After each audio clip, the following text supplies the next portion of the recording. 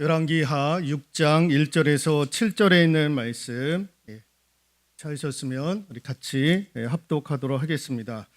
선지자의 제자들이 엘리사에게 이르되 보소서 우리가 당신과 함께 거주하는 이곳이 우리에게는 좁으니 우리가 요단으로 가서 거기서 각각 한 제목을 가져다가 그곳에 우리가 거주할 처소를 세우시나이다 하니 엘리사가 이르되 가라 하는지라. 그 하나가 이르되 청하건대 당신도 종들과 함께 하소서 하니 엘리야가 이르되 내가 가리라 하고 드디어 그들과 함께 가니라. 무리가 요단에 이르러 나무를 베더니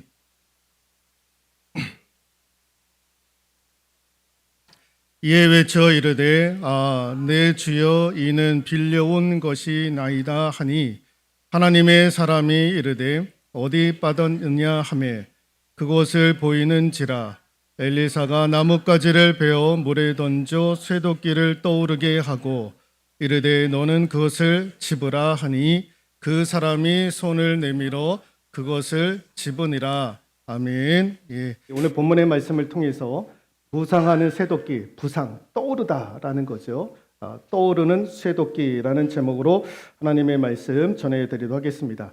2008년도 중국 베이징에서 올림픽이 있었습니다. 근데 이 대회에서 황당한 사건이 하나 발생이 됐습니다. 중국에서는 너무 이렇게 황당한 일들이 많이 일어납니다. 베이징 올림픽 때에 또 황당한 일이 있었는데 브라질을 대표하는 장대 높이 뛰기 여자 선수 이름이 파비아나 무러레라고 하는 이름을 지닌 브라질의 장대 높이 뛰기 국가대표 선수, 이 선수가요 그 우승 후보였습니다. 근데 보통 이 장대 높이 뛰기 선수들이 가지고 있는 장대가요 무려 5개, 6개씩 가지고 다닌다고 합니다. 그런데 이 장대가요 한꺼번에 분실이 됐어요. 조직위원회에서 이 선수들의 장대를 보관하고 있어야 되는데 이게 이제 분실이 되었던 거예요. 근데 찾아봐도 찾아볼 수가 없었던 거예요. 그래서 이 선수의 출전 시간을 조금 늦춰졌는데도 불구하고 그 분실된 장대를 찾을 수가 없었어요. 그래서 이제 출전 시간이 되어가지고 어떻게 해가지고 이 다른 선수의 장대를 빌려가지고 출전을 했는데 결국에는 우승하지도 못하고 순위 안에도 들지 못하고 10위로 그 대회를 마무리하게 되었던 거예요. 여러분, 올림픽에 출전하는 선수들은요 4년 동안 땀을 흘립니다. 그런데 이 땀이 한순간에 수포로 되어졌던 거예요. 자기의 장대가 한순간에 이제 분실이 되었던 거. 자기의 잘못도 아니고 조직위원회에서 이걸 잘 간수를 했어야 되는데 거기서 이제 분실이 되는 바람에 이 4년의 수고가 헛됨이 되었던 것이었습니다. 여러분, 오늘 본문의 말씀을 요약하자면 예상치 못한 분실로 인해서 어려움을 당했다가 다시 찾은 이야기다라는 것을 그렇게 말씀을 드릴 수 있을 것 같아요. 여러분, 오늘 본문의 말씀은 당시 북이스라엘의 가장 악했던 왕이었던 왕이 아합 왕입니다. 그의 부인은 이세벨이었고요. 이 두 사이에서 난 아들이 여호람이라고 하는 아들입니다. 여러분, 이 아들이요, 이 부모를 그대로 답습을 하는 거예요. 본을 받는 거예요. 아합, 이세벨, 하나님 앞에 얼마나 악했던 사람 아닙니까? 그 그대로 답습을 하는 거예요. 우상 숭배하고, 하나님 보시기에 악을 행하고 그러는 거예요. 그래서 하나님께서 심판하셔가지고 그 땅에 기근을 내리시게 하시고 가뭄이 일어나는 거예요. 그때의 엘리사 선지자가 그 암울한 시대에 활동을 했던 거죠.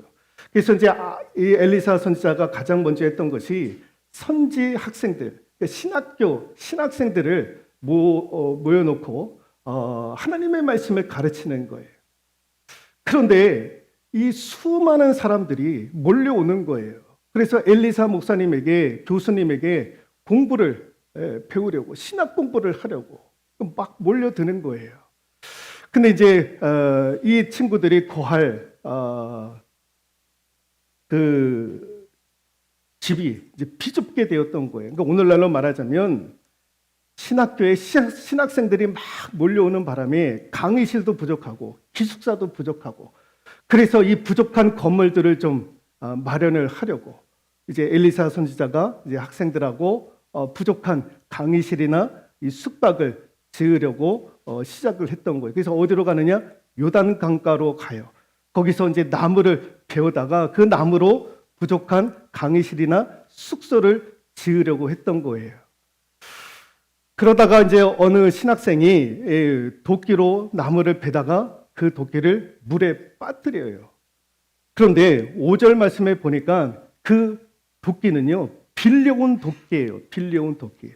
여러분, 당시에 철, 연장을 사용하는 그 시대에 여러분 그게 비용으로도 얼마나 비싼 건지 몰라요. 그러니까 신학생들이 돈이 없으니까. 그러니까 어디에 사서 이 도끼를 사서 구입을 해가지고 작업을 했던 것이 아니라 빌려온 거예요. 빌려온 거. 그러니까 감당이 안 되니까 빌려온 거죠. 그렇게 해서 나무를 뱄는데 요단강가에 빠뜨리고 말았던 거예요. 그런데 엘리사가 그것을 빠뜨린 도끼를 나뭇잎을 베어가지고 던지는 바람에 그 쇠도끼가 떠오르던 그 이야기가 오늘 본문의 내용이기도 합니다. 쇠도끼가 물에 빠졌는데 이게 떠오르는 거예요. 부상하는 거예요. 어찌 이런 일들이 있을 수 있을까? 오늘 본문의 말씀을 통해서 하나님께서 우리에게 주시는 영적인 교훈이 무엇인가를 좀 살펴보려고 합니다. 자, 첫 번째 같이 한번 읽어볼까요? 사람으로서는 할 수 없으나 하나님으로는 다 하실 수 있습니다는 믿음을 가진 하나님의 사람을 통해 역사가 나타나더라라는 거예요. 오늘 이 사건을 통해서 하나님께서 저와 여러분들에게 주시는 말씀이 무엇이냐? 사람으로는 할 수 없지만 하나님으로서는 다 하실 수 있다라고 확신을 가지고 믿음을 가진 사람들을 통해서 하나님은 기적과 역사를 일으키시더라라는 거예요. 여러분, 오늘 중요한 말씀이 하나 나오는데 6절 말씀에 보시면 하나님의 사람이 이르되 어디에 빠졌느냐 하매라는 거예요. 하나님의 사람이 이르되 어디에 빠졌느냐. 그 도끼를 빠뜨렸던 그 신학생에게 묻는 거예요. 누가? 하나님의 사람. 그 하나님의 사람이 누굽니까? 엘리사예요. 엘리사. 그 엘리사를 향해서 뭐라고 얘기를 하느냐? 하나님의 사람. 하나님의 사람이라고 얘기를 해요. 하나님의 사람. 여러분, 열왕기하 4장, 5장 엘리사가 나오는 그 장들을 읽어보면 반드시 뭐가 나오느냐? 엘리사 앞에 하나님의 사람이라고 얘기를 합니다. 엘리사를 이끌어서 하나님의 사람이라고 얘기를 하는 거예요. 오늘 이 쇠도끼가 물에 빠졌는데 부상하는 거예요. 떠오르는 거예요. 이 기적을 누가 일으켰느냐? 엘리사가 일으켰다라고 우리는 생각을 하는데 아니다라는 거예요. 누가 그 기적을 일으켰느냐? 하나님. 하나님의 사람 엘리사를 통해서 그 기적이 일어났는데 그 기적을 일으키신 사람, 그 기적을 행하신 분이 누구냐? 하나님이시더라는 거예요. 엘리야가 믿는 하나님이 그 기적의 주인공이셨다라는 거예요. 그러면 여기 지금 신학생도 하나님의 사람이고 엘리사도 하나님의 사람이고 똑같은 하나님의 사람인데 왜 신학생들은 그 도끼를 빠뜨렸던 신학생은 그 기적을 일으키지 못하고 엘리사 목사님이 그 기적을 일으켰는가? 여러분, 신학생들은 공부하는 자들이잖아요. 앞으로 은혜를 체험해야 될 사람들인 거예요. 그런데 엘리사는 목사님이에요. 이미 교수님이에요. 수많은 은혜와 능력과 하나님의 것들을 경험했던 사람이었던 거예요. 그래서 여러분, 엘리사는요, 그래서 하나님의 사람이라고 주변에 있는 사람들이 얘기를 하고 심지어 제자들도 얘기를 하는 거예요. 엘리사, 우리 선생님은, 우리 목사님은 하나님의 사람이다라는 거예요. 왜 그 별명이 붙여졌느냐? 여러분, 엘리사에게는 믿음이 있었던 거예요. 사람으로는 다 할 수 없지만은 하나님으로서는 하실 수 있다라고 하는 확신을 가지고 있었던 사람이 엘리사였던 거예요. 여러분, 열왕기하 4장, 5장을 읽어보면은요, 엘리사 목사님이 기적을 일으켜요. 수넴 여인의 아들이 죽었는데 죽은 그 아들을 살리잖아요. 국에 독이 들었는데 그거를 해독을 해요. 해독제를 만들어가서 해독을 한단 말이에요. 나아만 장군 문둥병이었잖아요. 그 문둥병을 앓고 있었던 나아만 장군을 깨끗하게 씻겨요. 그 기적을 통해서 엘리사가 무엇을 깨달았느냐? 사람들은 할 수 없는 일들을 하나님이 하셨다라는 것을 자기를 통해서 하나님이 보여주셨던 거예요. 아, 그 일은 내가 하는 것이 아니구나. 하나님이 하시는구나. 사람으로는 내가 할 수 없는 것들은 하나님이 다 하실 수 있구나라는 것을 하나님이 보여주셨던 거예요. 그래서 주변에 있는 사람들이 그걸 보고 엘리사는 하나님의 사람. 사람으로는 할 수 없으나 하나님은 다 하실 수 있는 사람. 그것을 믿었던 사람, 하나님의 사람 엘리사였다라는 거예요. 그러니까 도끼를 잃어버렸던, 물에 빠뜨렸던 신학생은 당황하는 거예요. 그 비싼 도끼를 잃어버렸는데 어떻게 해야 될까 당황하고, 불안해하고 염려하는 거예요. 근데 오늘 엘리사가요, 전혀 당황하지 않아요. 불안해하지 아니에요. 야, 어디에다가 빠뜨렸느냐라고 묻기만 해요. 왜? 문제보다 크신 하나님을 그는 이미 경험을 했기 때문에 전혀 당황하지 않는 거예요. 불안하지 않는 거예요. 여러분, 하나님의 사람 당황하지 않는 거예요. 불안해하지 않는 거예요. 여러분, 우리가 요즘에 어디 이렇게 다치면 재활치료를 한다, 물리치료를 한다라는 얘기들을 종종 하지 않습니까? 우리 어르신들 뭐 수술하고 무릎 수술, 허리 수술하면은 재활하고 물리치료를 한다라고 얘기하지 않습니까? 여러분, 제가 설교를 준비하면서 알았던 사실인데 재활, 물리치료는요, 어떤 관점을 가지고 이 행위를 하느냐, 잃어버린 것, 잃어버린 기능을 회복하는 데 초점을 맞추는 것이 아니라는 거예요. 재활, 물리치료는 잃어버린 기능을 회복하는 것에 목적이 있는 것이 아니라 남아있는 기능, 남아있는 것을 어떻게 찾아서 개발할 수 있는가, 여기에 초점을 맞추는 것이 재활치료, 물리치료다라는 거예요. 잃어버린 기능을 회복하는 것이 아니라, 그건 이제 어쩔 수 없는데 이제 남아있는 기능을 어떻게 창의적으로 개발할 수 있겠는가라는 거예요. 잃어버린 것에 집중하는 것이 아니라 남아있는 것에 집중하는 것이 물리치료, 재활치료다라는 거예요. 여러분, 우리가 누구든지 다 마찬가지예요. 누구든지 잃어버리면 잃어버린 것에 초점을 맞추지 남아있는 것에 초점을 맞추는 사람들이 없는 거예요. 오늘 도끼를 잃어버렸던 신학생들은요, 잃어버린 거에 초점을 맞추는 거예요. 근데 엘리사는요, 남아있는 것에 초점을 맞췄던 거예요. 이 상황에서 어떻게 하면 될까? 이거에 초점을 맞췄던 사람이 엘리사였다라는 거예요. 그래서 여러분, 믿는 사람과 믿지 않는 사람들이 문제를 만났을 때에 믿지 않는 사람들은 왜 내게 이런 문제가 생겼는가? 이렇게 질문을 던지는 거예요. 같이 한번 읽어볼까요? 왜 내게 이런 문제가 생겼는가? 믿지 않는 사람들은 이런 질문을 던지는 거예요. 근데 하나님의 사람, 믿음의 사람들은 이런 질문을 하는 거죠. 같이 한번 읽어볼까요? 하나님께서 남아있는 이 문제를 어떻게 하면 유익되게 하실까? 여기 초점을 맞추는 거예요. 하나님께서 남아있는 이 문제를 어떻게 하면 유익되게 하실까? 하나님은 사람으로는 다 할 수 없지만 하나님으로서는 다 하실 수 있다라고 하는 믿음의 사람들은 하나님께서 남아있는 이 문제를 가지고 유익하게 하실 것이다 라고 하는 그 믿음을 가지고 돌파해 가는 거예요. 여러분, 신학에 보면은 그 제자들이 갈릴리 호수에서 풍랑을 만나잖아요. 그 밤에 풍랑을 만나요. 그 풍랑을 만났던 시간이 성경에 보니까 마가복음 6장 48절인데 같이 한번 읽어볼까요? 바람이 거스름으로 제자들이 힘겹게 누워졌는 것을 보시고 밤 사경쯤에 바다 위로 걸어서 그들에게 오사 지나가려고 하시매라고 되어져 있습니다.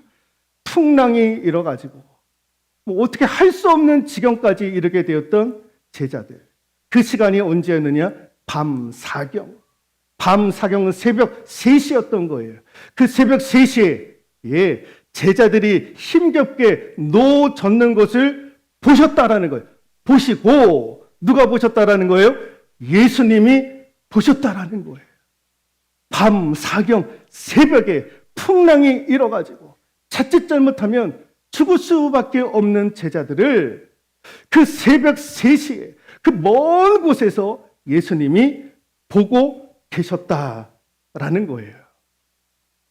여러분, 어려움 당할 때에, 문제를 만났을 때에 하나님이 우리를 보고 계시는 줄로 믿습니다.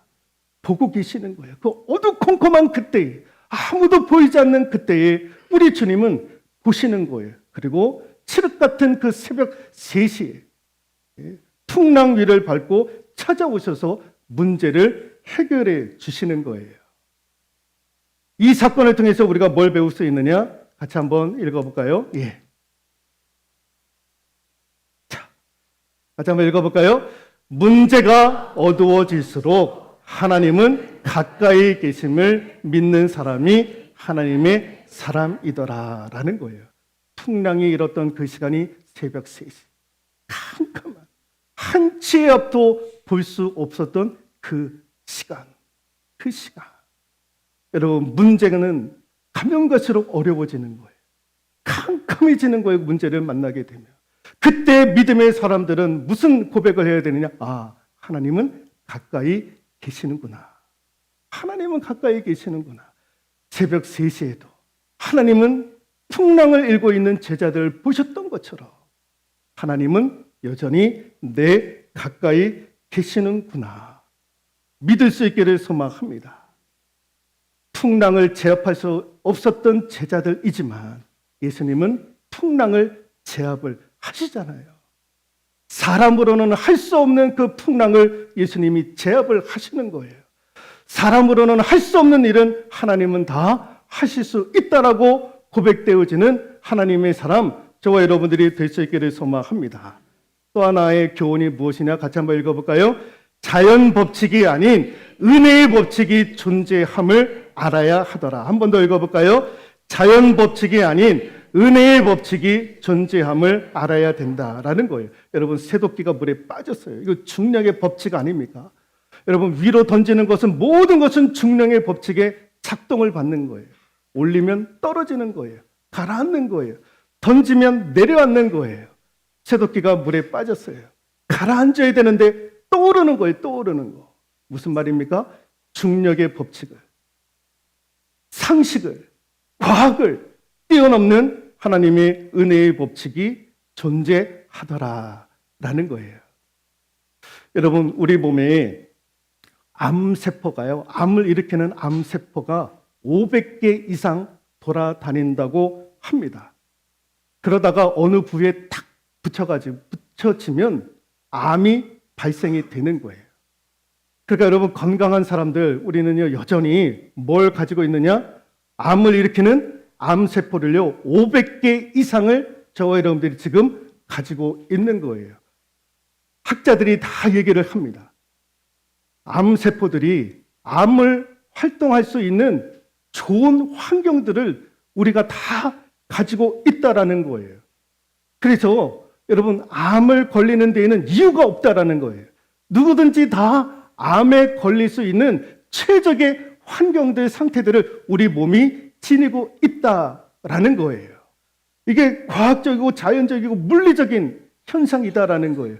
그래서 암이 발생이 됐다? 이거는 이유가 없다라는 거예요. 그러니까 자연적으로 다 누구든지 암에 걸릴 수 있다라는 거예요. 뭐 죄를 범해서, 뭐 잘못해서, 그래서 암에 걸리는 것이 아니라 누구든지 다 암에 걸릴 수 있는 최적의 환경들을 우리 몸이 가지고 있다라는 거예요. 그런데 그럼에도 불구하고 우리는 암에 걸리지 않아요. 암에 걸리지 않아요. 암에 걸릴 수 있는 최적의 환경들을 다 가지고 있고, 암에 걸리는 것이 자연적이고 순리이고 이치이고 자연적인 현상인데, 그럼에도 불구하고 우리는 암에 걸리지 않는 거예요. 그 말이 무슨 뜻입니까? 우리는 여전히 하나님의 은혜의 법칙에 적용받고 있더라라는 거예요. 그러니까 여러분 감사한 거예요. 감사한 거. 예, 다 암에 걸릴 수 있는 그런 최적의 환경들, 상황들 우리는 다 가지고 있는데 여러분 그게 암에 걸리는 것이 일치이고 순리이고 다 그런데 이것을 뛰어넘어 우리는 하나님의 은혜의 법칙에 적용받고 있더라라는 거예요. 그래 내가 건강하다라는 거는요 하나님의 은혜의 법칙이 작동되고 있구나라는 것을 여러분 우리가 고백할 수 있기를 소망합니다. 마지막으로 2009년도에 이 영국에서 이 수잔 보일이라고 하는 여성이 47살 나이에 그 오디션 여러 가지 재능들이 있는 그래서 재능들을 가지고 있는 신인들을 발굴을 해서 키우는 오디션에 47살인 이 수잔 보일이라고 하는 여인이 이 대회에 참석을 하게 되었던 거예요. 근데 보통은 대회에 참석을 하면 여러분 머리도 그렇고 다 저렇게 좀 정결하게 하고 뭐 하는데 이분은요 사진에 보는 것처럼 헤어스타일도 그냥 뭐 자다 일어난 것처럼 하고 있고 그냥 옷도 그냥 수수하게 하고 그렇게 나와가지고 노래를 부르려고 했던 거예요. 앞에 심사위원들이 있었는데 심사위원들이 하는 얘기가 무엇이냐면은 왜 여기 이런 오디션에 나왔느냐라고 했더니 자기는 프로 가수가 되고 싶어서 이 오디션에 참석하게 되었다라는 거예요. 그랬더니 그 심사위원들이 그냥 뭐 조롱하듯 그런 표정을 짓는 거예요. 아니 이 행세에 무슨 프로 가수가 되겠다고. 그럼 누구를 닮고 싶느냐 그랬더니 그때에 제일 잘 나가는 가수처럼 자기는 되고 싶다라고 얘기를 했던 거예요. 그랬더니 더 황당한 거예요. 심사위원들이. 그런데 반전이 일어나요. 반전이. 자, 그 반전의 내용, 그 영상을 한번 보도록 하겠습니다. 이분이 이 오디션에 출연을 해가지고 심사위원들과 대화를 하는 장면들 틀어주십시오. 전혀 기대하지 못했던 그런데 한 번의 노래로 말미암아 반전이 일어났던 거예요. 이분의 청량한 음색과 이 가창력 어마어마한 거예요. 이분이 이 대회에서 2위를 하게 됩니다. 그리고 이 영상이요 수천만 회를 기록을 하게 됩니다. 하루아침에 스타가 되었어요. 요즘에 이분의 모습은 이렇게 바뀌어졌습니다. 이렇게 바뀌어졌어요. 하루아침에 바뀌어지는 거예요. 이분은 직업이 없었어요. 어느 한 시골 마을에 살고 2년 전에 이 대회 나가기 전에 2년 전에 어머니의 몸이 불편해가지고 돌아가시 직전까지 어머니를 모셨던 여인이었던 거예요. 그냥 볼품이 없었고 그냥 그럭저럭 살다가 그냥 갈 수밖에 없는 그런 환경과 상과 조건들을 다 갖추고 있었던 여인이었는데 어머니가 돌아가시기 전에 한마디를 남기는 거예요. 딸아, 네가 하고 싶은 거 했으면 좋겠다. 그 이야기를 남기고 어머니가 돌아가셨던 거예요. 2년 후에 자기가 하고 싶었던 걸 생각해 보니까 노래였던 거예요. 그래서 이 오디션에 나가서 한번 나가봐야 되겠다 해가지고 그 생각만 가지고 나오게 되었던 거예요. 그래서 이 대회에서 2위를 차지하고 그 이후에 수많은 방송에서 섭외가 나오고 스타가 되어졌던 거예요. 여러분 세상 사람들이 볼 때에는요 이치, 상식에 의하면은요 이 수잔 보일은 그냥 그럭저럭 살다가 많은 인생이라고 사람들은 생각을 하는 거예요. 그런데 반전이 있는 거예요. 여러분 하나님의 은혜가 임하면 여러분 그럭저럭 살아갈 인생도 하나님은 바꾸시는 거예요. 자연의 법칙을 거스르시는 하나님의 법칙이 작동이 되어지는 거예요. 여러분 누구에게 이런 법칙이 작동이 되어지느냐? 하나님의 사람에게. 하나님의 사람에게 하나님은 은혜의 법칙을 지금도 작동을 하고 계시는 거예요. 저와 여러분들이 하나님의 사람 아닙니까? 하나님의 사람은 자연 법칙에 묶여 있는 것이 아니라 그것을 뛰어넘는 하나님의 은혜의 법칙에 작동되어져 있다라는 것을 우리가 믿을 수 있기를 소망합니다. 하나님의 사람이 하나님의 능력을 끌어당겨 사용할 수가 있는 거예요.